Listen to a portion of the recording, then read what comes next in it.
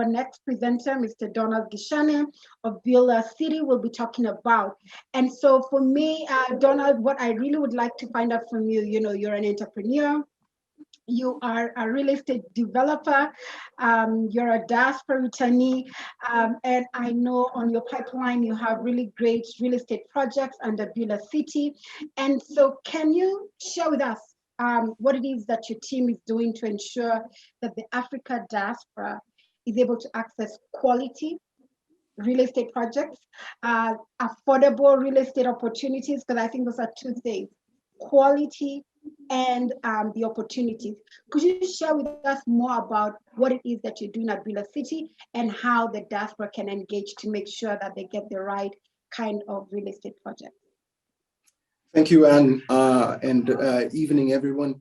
Look, we, as Beulah Holdings or Beulah City, we came together and said, look, we've had a history of living abroad, understood the dynamics of being, African diaspora, not living in the country that we were born and raised in.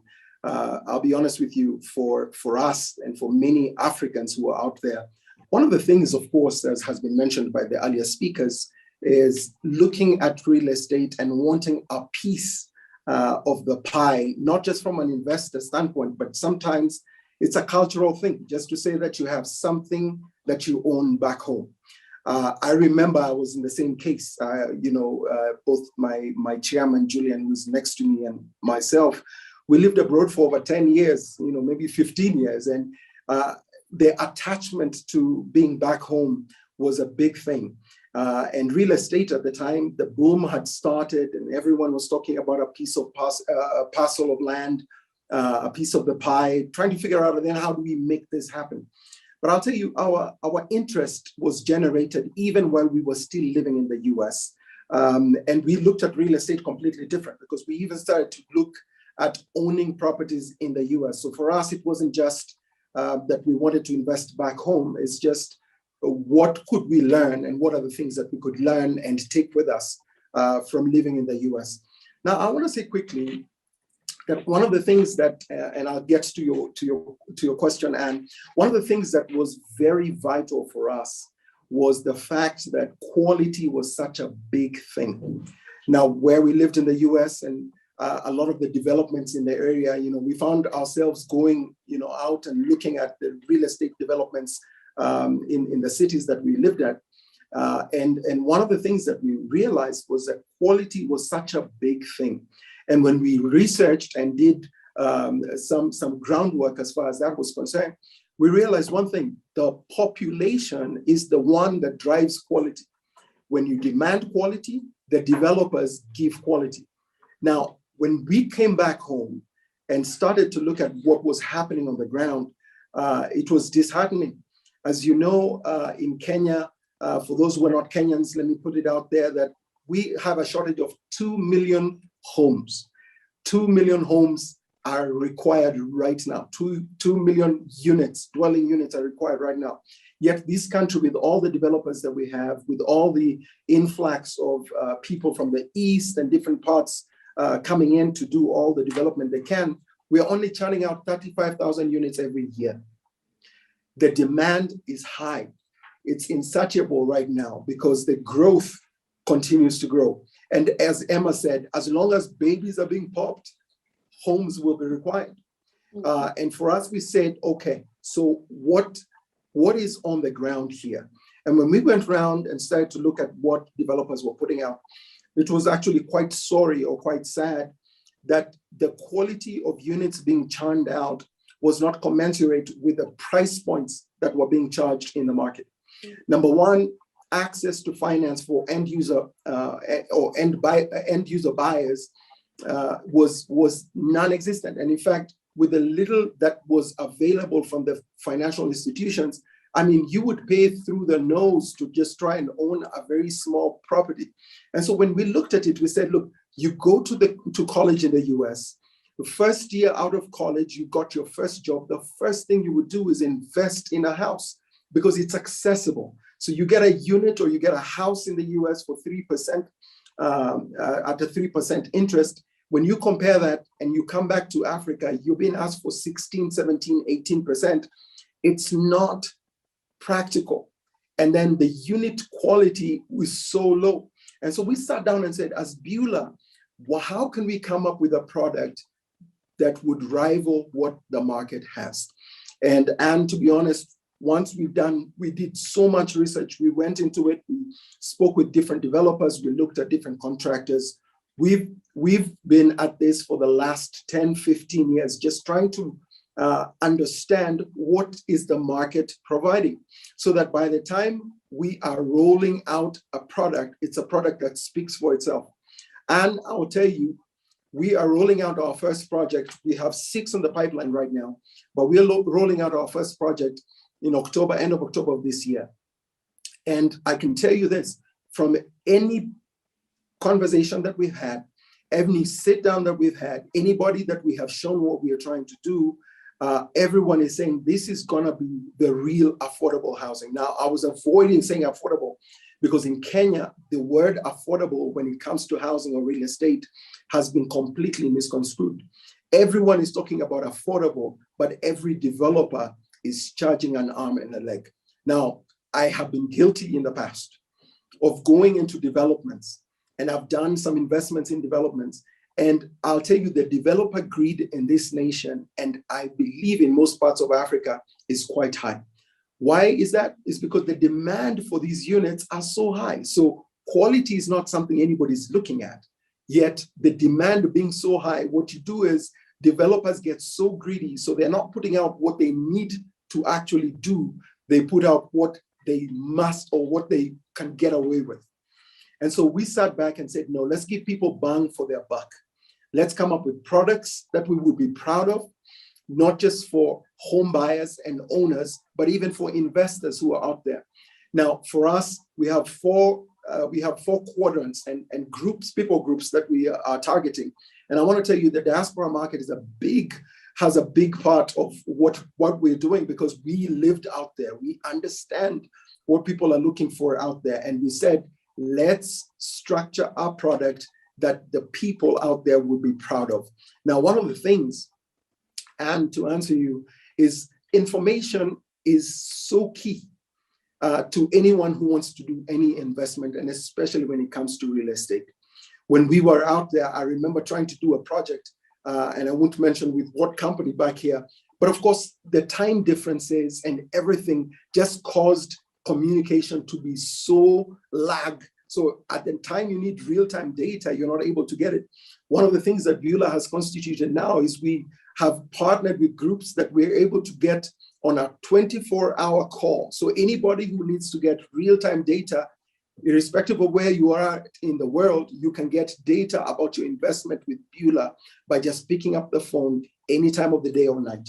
So some of these things are some of the things that we've been able to constitute just to make sure that as we move forward, anybody who partners with Beulah on any level is able to get information out as fast and as quickly and as real time as possible. We have also created an app by which anybody can be able to get on, see their project, see what it is that they've invested in, be able to do fly-throughs, be able to understand what is the size of your unit. In Kenya, what I found out is a lot of people don't even care about actual square meters of their house. So many times people say, is it a 2-bedroom house or is it a 3-bedroom house? Nobody knows how many square feet or how many square meters the unit is, which is a far cry from the West. So what happens is developers can come and say, look, we're building you a 200 square meter or a 2,000 square foot home, but nobody quite checks on the ground. And so a lot of theft has actually happened there where developers are concerned. We as Beulah want to set a different mark in this market. We have said we will start in Kenya. We have requests from people even in Nigeria. We have partnerships there. We have in different parts of Africa. But we said, you know what? Charity begins at home. And so we are starting off, like I said, end of October. We'll be launching our first project. We would like you to take a look. Please visit our website, beulahcity.co.ke, and just get to know a little bit more about what we're doing. Thanks, Anne. All right. Thank you, Donald, for sharing everything that you're doing at Beulah. You've done a lot of research. I think what I really liked is about quality because, the diaspora, when you're exposed out there, you want quality. Maybe people here, like you said, there's such lack of supply of housing that if you get it at what is considered affordable price, then people take it without questioning. But then the diaspora is demanding more, and they're demanding value, right? Because I've been in the real estate space, and sometimes you go somewhere and says it's a luxury house, a luxury apartment, and you look at it, it's like there's nothing luxurious about this. So it's very important what it is that you're doing, that you think will create value for the diaspora, and that you've researched, you've done due diligence, and that's quite important. I think then for me, I'll go on to the chairman of Beulah, who's right there with you.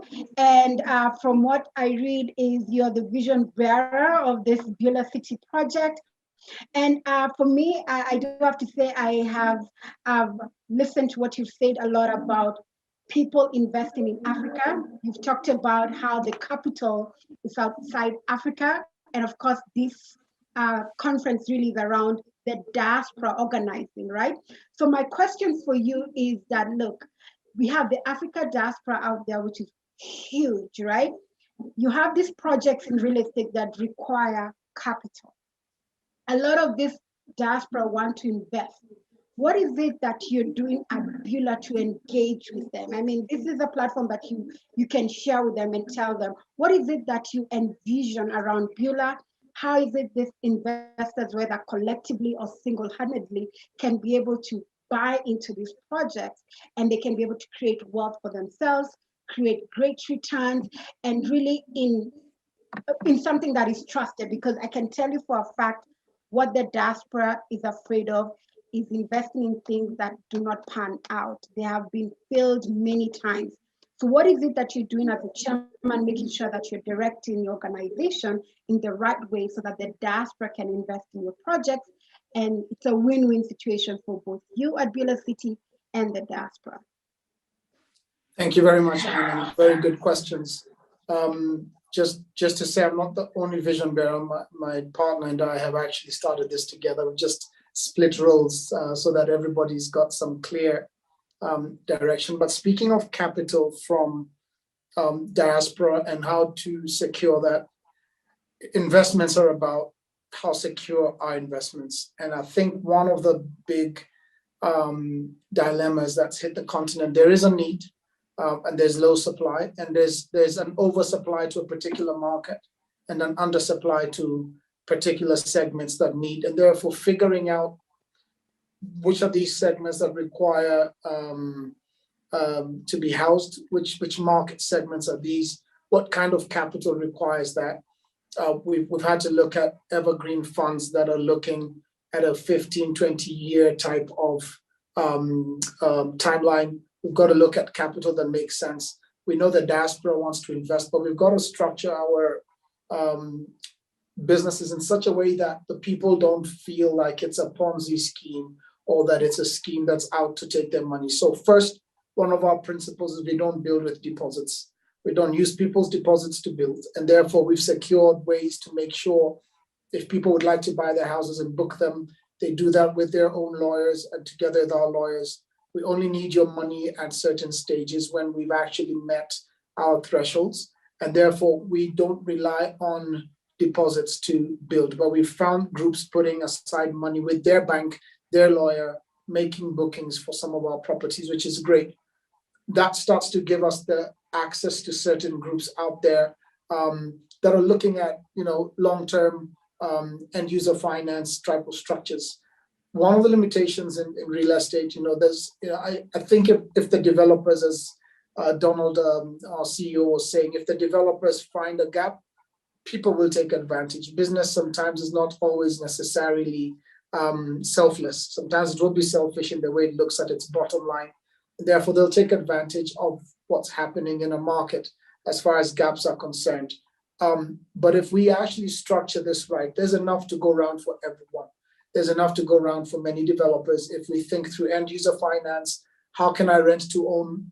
How can I build to own? So there's capital out there that's looking for adequate annual return, greater than 2+ Libor or 3+ Libor, pension funds, global groups around here in Africa also that Western funds that have actually invested time in Africa and money in Africa. And so we're tapping a lot into these to start growing that base. Once you do that, then you secure the necessary foundation for people to be able to say, this is a group I'd love to put my money behind, because we don't have a 5 or 10-year view. We have a 40-year view, because we can't solve the current problem in 5 years. It's impossible. And I'd encourage the diaspora to say there's a lot of that available, whether you're talking Kenya, Nigeria, Ghana, it doesn't matter. It's also a world of partnerships now. So we have Beulah coming up in Nigeria. A $2 million investment there is actually a quicker return than a $2 million investment in Kenya. The Kenyan investment is more sophisticated. The demand in Lagos is too high. You've got 26 million people in Lagos alone. So when you talk about demand and supply, quality versus return on investment, you've got to look at all these things, put them on the right documents, let people trust you.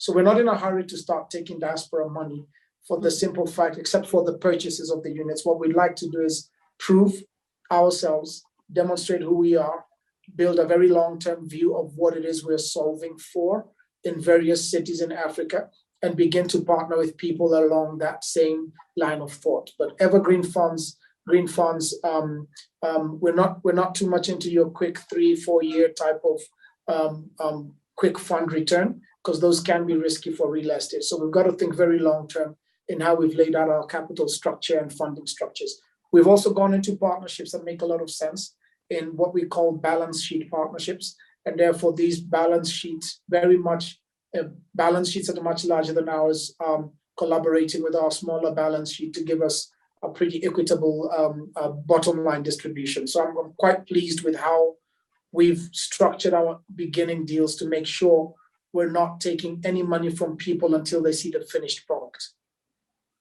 Okay, that is really good to hear, Mr. Kyula, because what I've seen in the market is a lot of developers were depending on the deposits from the buyers, which then led to very many stalled projects, right? And that is a problem, both for the developer and also the person who's investing, and that has ruined actually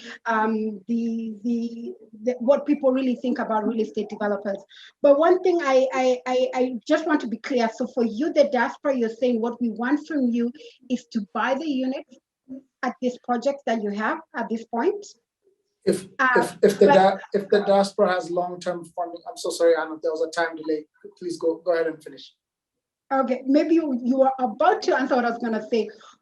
So one, it's either they're buying units, or the other way they can gauge is if they organize, because prior to you coming in, we're talking about organizing the diaspora. Unless the diaspora organizes, get a structure which is long-term, then they can now come into Beulah City and say, look, we have this funding. We're not looking to get this money back in 1, 2, 3 years, but we're thinking long-term. Then they have the ability then to invest into your projects, because you're really looking for long-term funding. So you've gotten that from like institutional investors, but if the diaspora organizes, that's another way they can engage with you. So those are the two ways they can engage. Yeah. Is that clear? Is that what I got? What we've seen from diaspora is a lot of them are saying, we want to buy a tower from you. Out of all your business, we want to buy a tower because the price points are so sweet for us. We believe it's a good return on investment. Beulah has made a strategic decision not to build in the peripheries. So we're actually in the cities. Our price points are actually unbelievable. So we've got prices starting from $20,000 for studios all the way to $60,000 for 2 bedrooms. And we're talking about within malls, next to the junction in Nairobi. We'll be looking at the same kind of in the city center of Lagos. So we're not saying we want you to go live 70 miles from the outskirts of Nairobi and bring your kids to school at 4 a.m. in the morning. No, we say we think there is a generation, if they got a plan to do that. So what we're seeing from diaspora is we want to invest in your buildings and then rent out, because the yield makes so much more sense for us.